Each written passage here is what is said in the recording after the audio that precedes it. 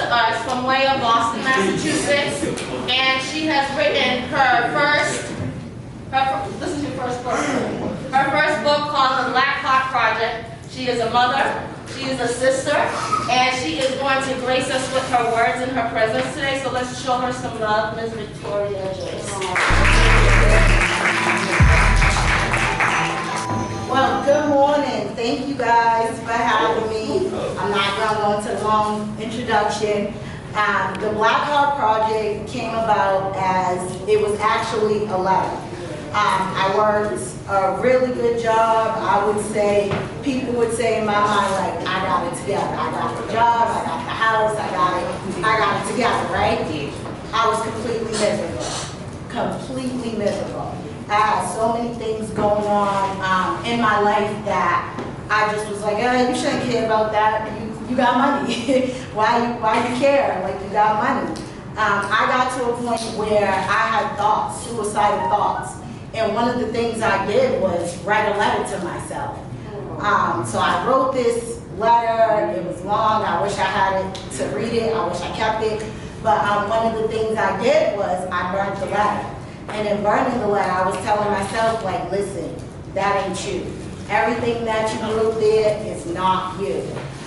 So fast forward to months later, one of my friends sent me a link like, hey, it's a poetry contest going on, it's online. If you win the contest, you get a publishing deal. I'm like, all right, I don't really write poetry. Like, how's this gonna help me? Just looking at it, I was like, you know what, it's COVID times, you bored, you ain't got nothing to do, figure it out. So one of the things you had to do was submit 50 pieces of poetry.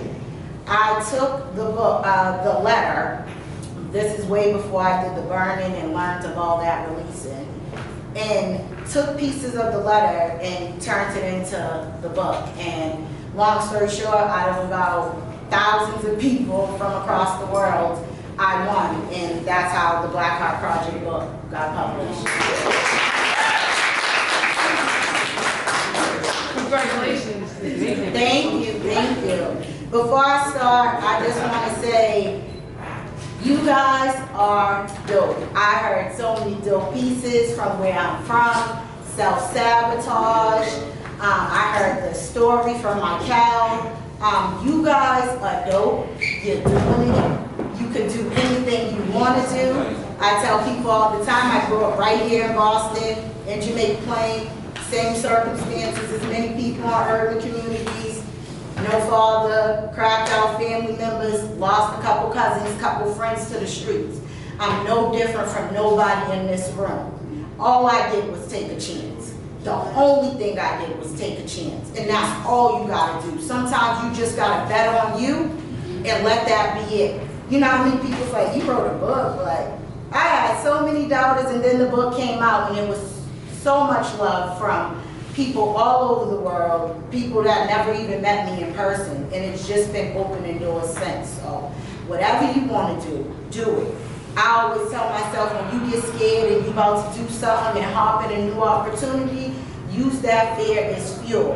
That fear is there because it's something you've never done, and you're about to open up doors to something you can't imagine because you've never been there. It's something new. So anytime I get scared and I'm like, oh, you can't do this, you can't do this, I'm like, nah, I see you, fear. I know why you here, because I'm about to level up. Yeah, this is the level up. You gotta talk to yourself positive. You gotta be your biggest advocate. You gotta believe everything you say, because your word is all you have. Your word is bomb.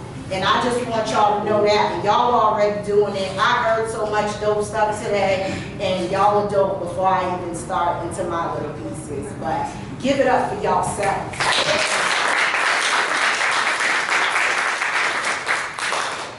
When I was asked to come in, I picked three short poems that I feel like are just appropriate. They align with your school's core values, and I think it's just lessons that anybody this age could use. So my first piece that I did is titled SL, which stands for self-love. It's something new to me. Nobody taught me how to stay true to me. Usually do what you gotta do was the best that they could do for me. I had to learn to outgrow who I used to be. being real with who I was, and how to move differently. Opening my eyes, doing things that align with who I'm soon to be. Don't get caught up in the used to be eulogy. Oh. So self-love came about just because, as we all said, going back to Jimmy's, where I'm from.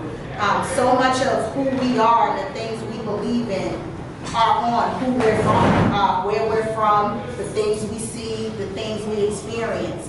But for me growing up, I'll speak just for me, no one ever taught me, like, you gotta take time for yourself. Like, you gotta learn to love yourself. You're gonna have to do some things for yourself. It was more so, do what you gotta do. Work hard, get a check, take care of your family by any means necessary. That's what I was taught. No one ever taught me, like, you gotta wake up and tell yourself every day, I'm that man, I'm that female. I wake up every day tired. Some days I don't want to do it, and I'm just like, look in the mirror and I be like, you got this, sis. It's nothing. Like, you gotta be your own hype person. You gotta love yourself more than anybody else. Because if you don't love you, how can anyone else? People's only gonna treat you the way that you show them, your standard. So you gotta big yourself up. You gotta be there for yourself. We are all human. So one of the things I definitely want everybody to do is make sure you are loving on yourself. When you are having those thoughts, you're not worthy, or you doubting yourself, like, oh, I already been through this, that, and third, ain't no way I can make it here. Like, no, you can do whatever. So that's where self-love came from. I had to really learn as an adult. No one ever taught me as a kid. I was already a mother when I learned how to take care of myself and how to love myself.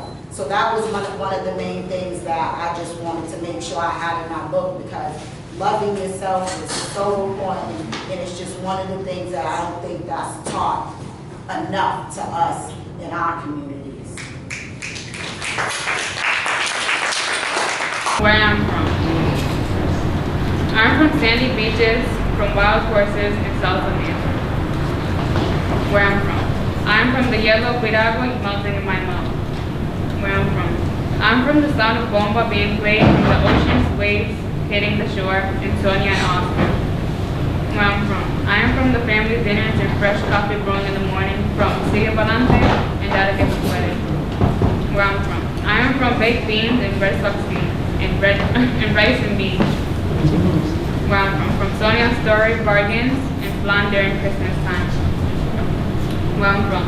I am from a loud, crazy family filled with lots of love and tradition.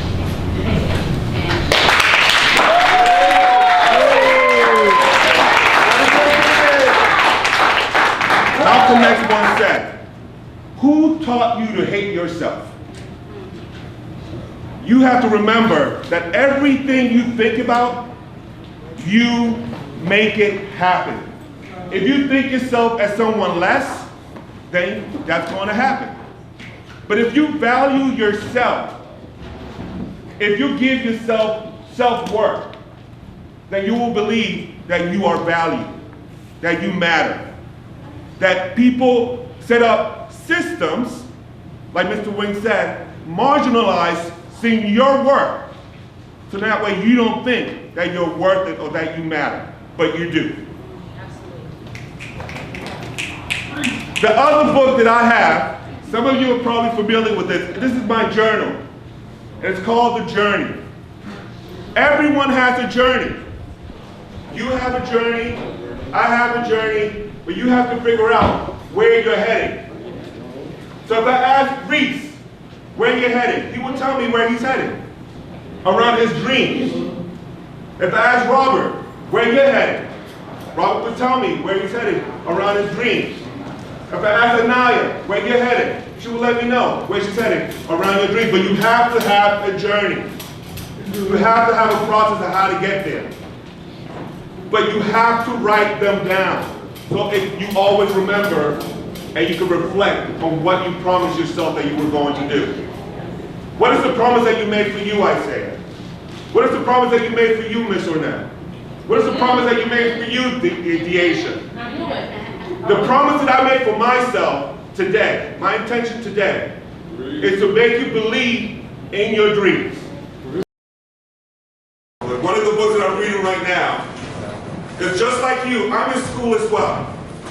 And if I don't tell you, then you don't know. But I'm here to tell you that there's a long process to your journey. My journey is not done. So I'm still in school because I believe that I can contribute more to my community in many different ways. So I know what my path lies, and I know who I want to help. So the book that I'm holding up is the 1619 Project. Just raise your hand if you've seen or heard of this book. This book is a history book. No matter how small your accomplishment may seem to someone else, if it's big to you, then it's big. Don't let nobody dim your life. Don't let nobody try to tell you that your little small step is small. Oh, that's all you did? Yeah, that's all I did. Like, you know, you big yourself up and you bring that enthusiasm to everything that you do.